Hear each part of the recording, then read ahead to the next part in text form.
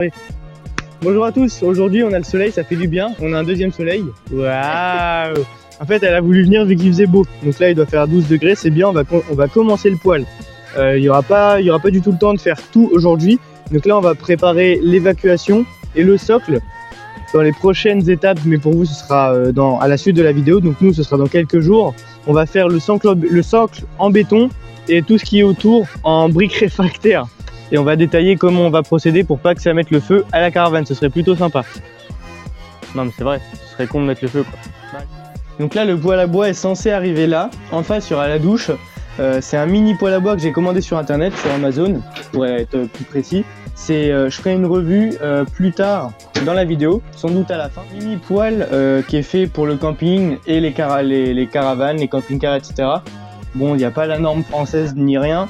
Mais bon, ça devrait le faire, surtout que ce qu'on va faire ensuite, ça va encore plus se sécuriser et ça va nous apporter du confort en rajoutant de la masse thermique.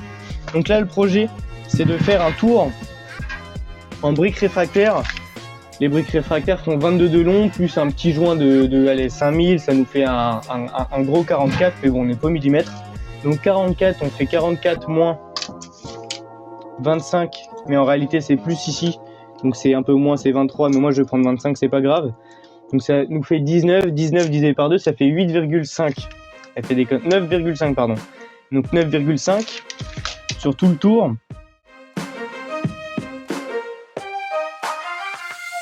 T'as dit que t'avais une nouvelle pièce.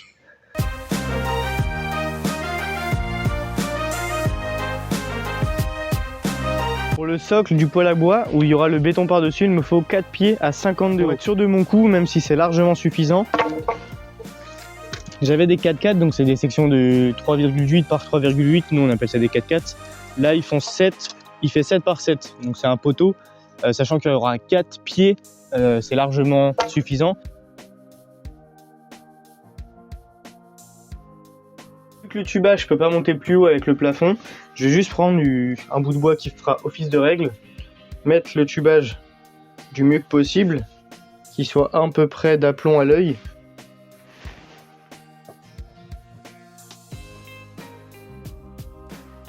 Donc là je viens le présenter, trace.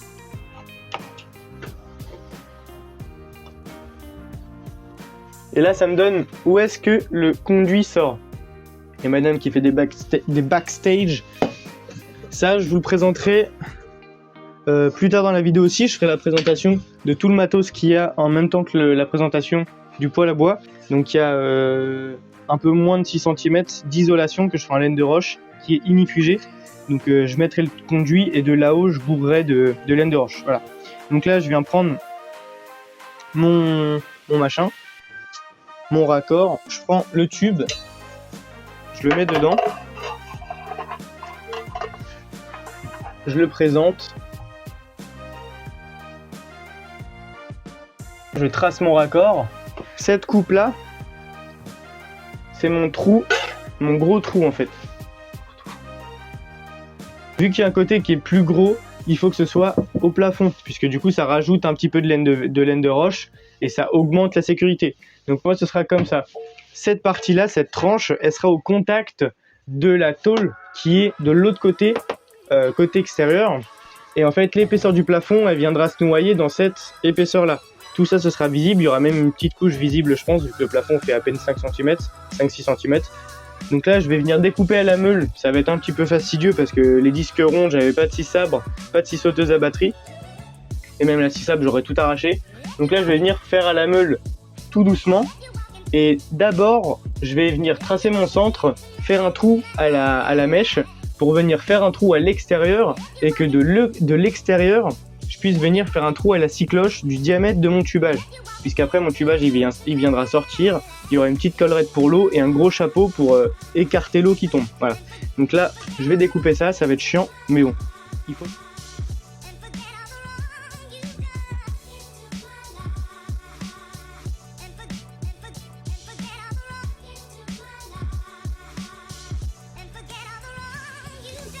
Maintenant, je vais m'occuper du chapeau chinois.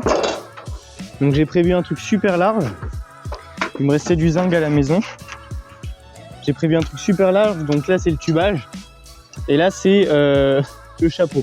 Voilà. Donc c'est quelque chose qui va venir vraiment loin. Je laisse de la marge pour que ça dilate.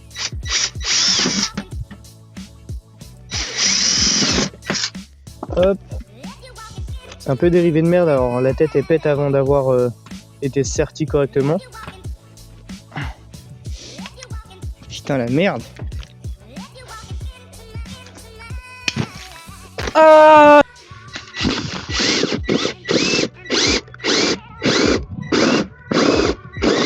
Merci. Donc là j'ai trouvé une coupelle comme ça. Bon, elle est un peu martelée.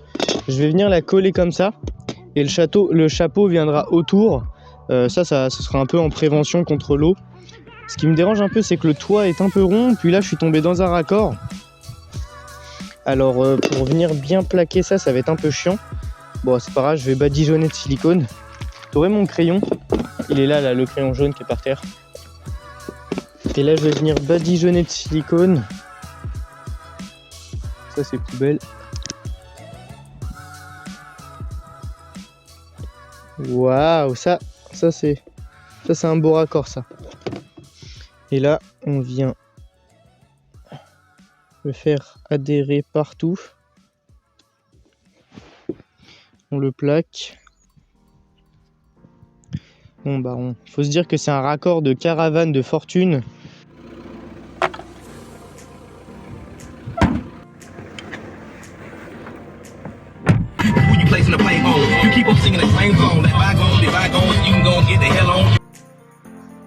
C'est parti.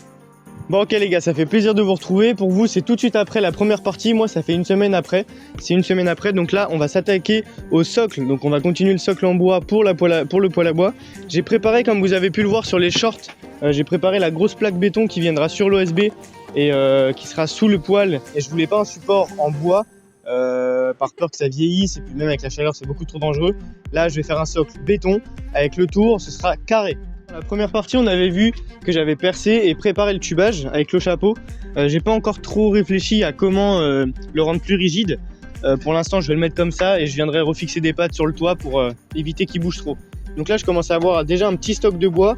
C'était du bois qui traînait chez mon père. Enfin, j'avais tout stocké dans mon garage. Donc là, on va s'attaquer au socle. Je vais utiliser le panneau d'OSB qui est juste derrière moi pour venir le fixer ensuite sur les pieds. Je pars du côté le plus droit.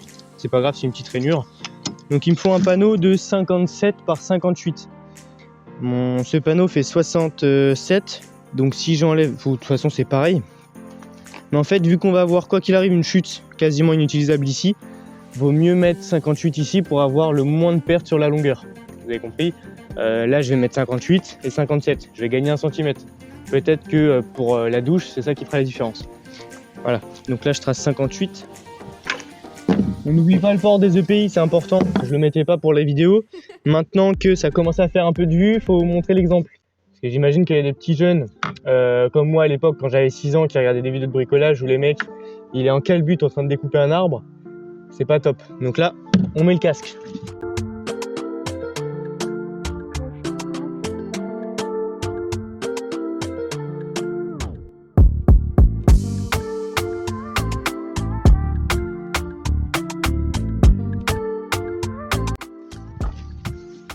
Ah, et voilà, authentique et de la qualité. Poltron et sofa. Merde, faut pas que je dise de marque, c'est pas grave. Je l'ai fait à la scie à dos, un petit peu à l'arrache. La scie à dos, vous vous rappelez, c'est ça. C'est une scie à dos parce qu'il y a un dos, c'est-à-dire que tu peux pas aller plus loin et ça la rigidifie. Surtout que de base, celle-ci, c'est fait pour faire une coupe bien d'aplomb. Mais vu que je suis un bolos, et bah c'est pas d'aplomb. Bon, je vais visser ça, ça bougera plus.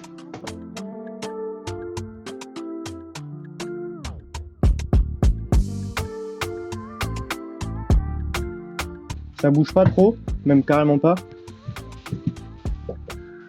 Et juste la caravane qui bouge. Va vraiment falloir que je la cale solidement. Parce que là, je vais rajouter, je vais lui foutre 50 kg sur, dans le coin de la gueule, dans le coin du châssis. Il va vraiment falloir que je cale ça.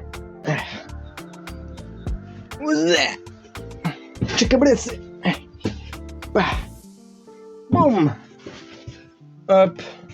Merde. le sol n'était pas droit. Parce que je l'ai coulé à la wall game. C'est pas grave. Bon, petite présentation. In the plaque to the béton, j'ai prévu une réservation d'air. Donc là, bon, j'ai pris un cul de bouteille cristalline, hein, j'avais pas de tube PVC. Et je lui ai fait un trou. Comme ça, ici, il y aura le poêle. J'ai laissé une petite marge, il me semble, de 5 cm devant pour au cas où, s'il y a des cendres, tout ça, pas que ça dégueulasse tout. Donc je lui ai laissé un trou pour faire une réservation d'air.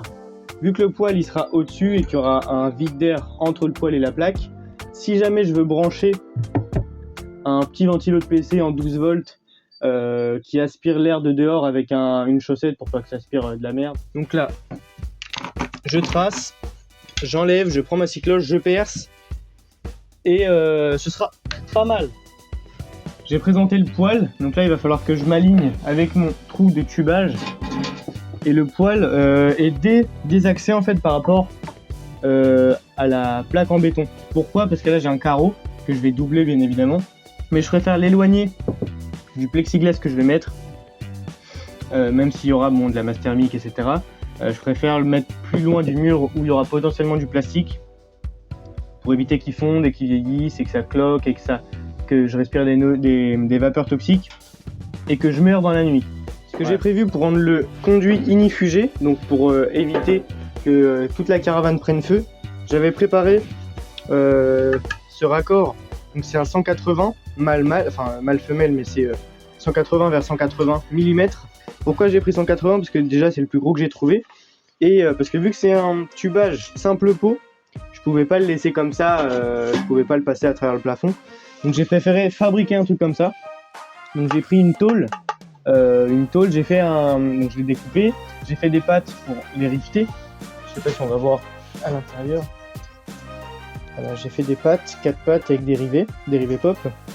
Et j'ai fait un collier battu avec un trou. Donc un collier battu, c'est au lieu de laisser le bord net, on vient le rabattre. En gros, hein. Et ça me laisse de la marge tout autour. Puisque ça va dilater, ce tuyau avec la chaleur va grossir, ça va grossir, donc les deux vont se rapprocher.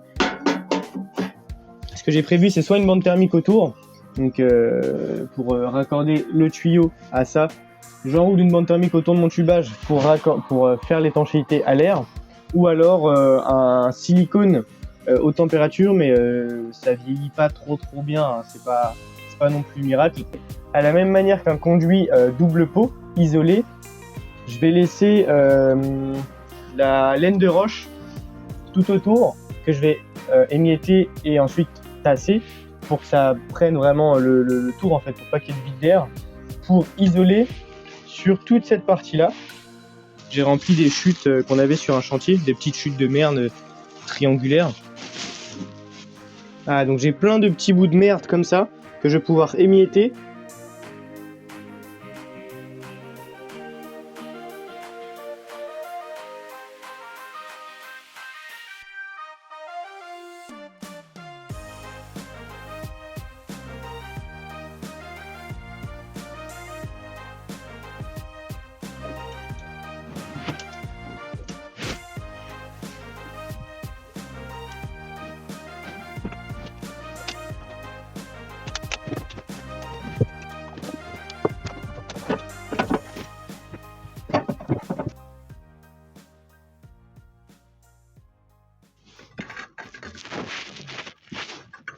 Bon,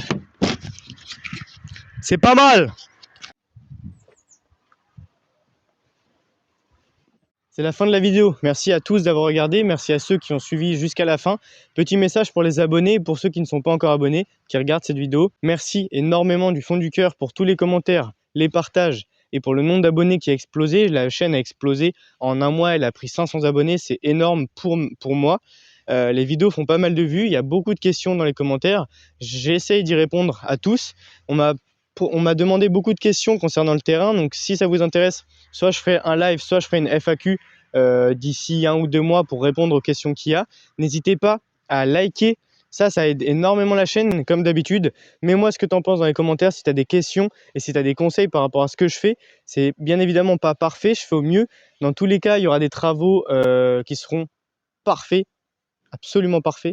Non, j'essaierai de faire des travaux les plus propres possibles concernant la maison. Pour ce qui est de la caravane, c'est provisoire, il faut que ce soit fait rapidement.